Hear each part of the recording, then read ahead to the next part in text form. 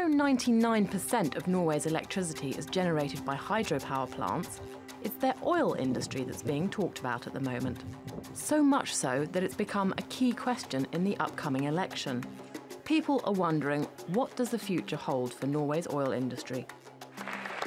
As Norwegians prepare to head to the polls, the right-wing bloc of parties led by Prime Minister Erna Solberg and an opposition grouping led by the Labour Party are neck and neck. However, if neither secures a clear majority, the relatively small Green Party, which pledges to stop oil exploration and phase out production within 15 years, could become kingmakers.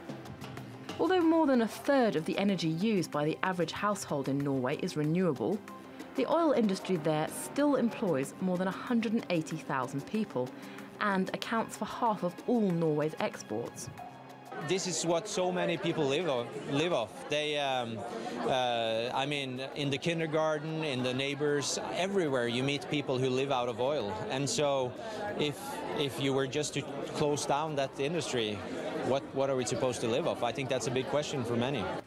But as attitudes begin to change, with people becoming increasingly concerned about climate change, the oil industry faces new challenges.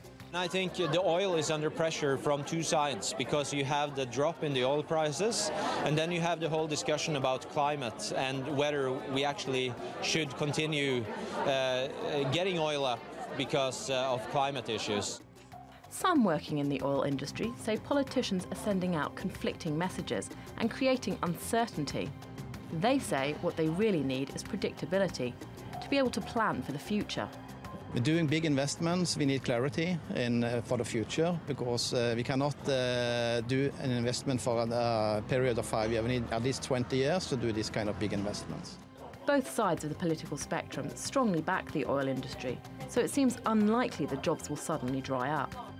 But if the decision of who runs the country falls to the Greens, they will undoubtedly negotiate hard. Kerry Alexandra, TRT World.